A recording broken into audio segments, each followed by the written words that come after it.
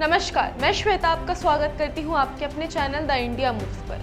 Gaza पट्टी जो कभी फिलिस्तीनियों का घर हुआ करता था और इस क्षेत्र में इजराइल का बढ़ता सैन्य नियंत्रण गाजा की पुरानी पहचान को खत्म करने की ओर बढ़ रहा है। पिछले कुछ महीनों से इजराइल ने गाजा पट्टी के बड़े हिस्से पर काबू पाया है और इसमें जो घटनाएं घटित हो रही हैं वे केवल एक सैन्य कार्यवाही नहीं बल्कि एक लंबे समय तक चलने वाली योजना का हिस्सा लगती है।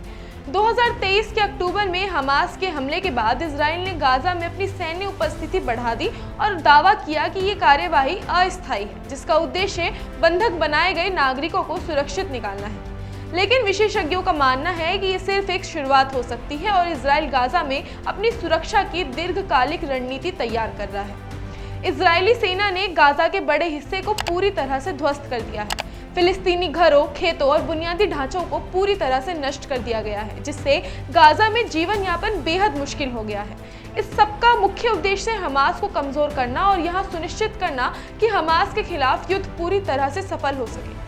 लेकिन इसके परिणाम स्वरूप गाजा के आम नागरिकों की स्थिति गंभीर हो चुकी है। इजरायली सैनिकों का कहना है कि ये कार्यवाही इस तरीके से की जा रही है कि फिलिस्तीनियों के पास अब लौटने के लिए कोई स्थान नहीं होगा, जिससे उनका गाजा में रहना असंभव हो जाएगा।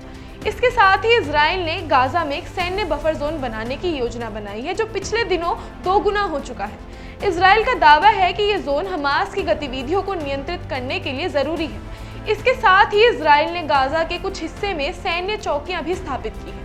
सैटेलाइट तस्वीरों से ये स्पष्ट हुआ है कि जिन क्षेत्रों में पहले घनी आबादी रहती थी अब वे मलबे में तब्दील हो चुके हैं और इजराइल का कहना है कि उनका उद्देश्य केवल सैन्य सुरक्षा को मजबूत करना है। लेकिन हकीकत यह है कि वहां रहने वाले लोग अब सुरक्षित स्थानों पर जाने को मजबूर हो गए हैं। इस सबके बीच इजराइल की दीर्घकालिक रणनीति को लेकर कई सवाल उठ रहे हैं।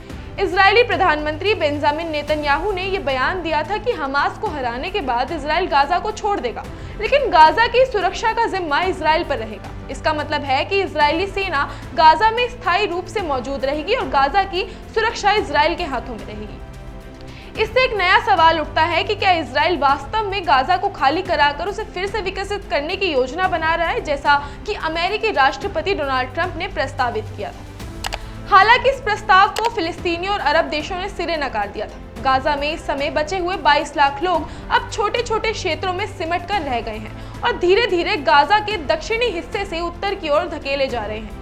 इसके साथ ही इजराइल का यह प्रयास साफ दिख रहा है कि वे गाजा में अपना नियंत्रण बढ़ाए और भविष्य में गाजा को अपनी सुरक्षा जोन बना ले। अगर इजराइल की योजना इसी तरह आगे बढ़ती है तो गाजा का राजनीतिक और भौगोलिक नक्शा पूरी तरह से बदल सकता है। हालांकि इस बीच गाजा की नागरिक आबादी की हालत दिन प्रतिदिन और भी बदतर होती जा रही है। इस युद्ध और संघर्ष में सबसे ज्यादा तकलीफें वही लोग झेल रहे हैं जिनका कोई दोष नहीं है और जो तकलीफों और अनिश्चितताओं के बीच जीवन जीने को मजबूर है।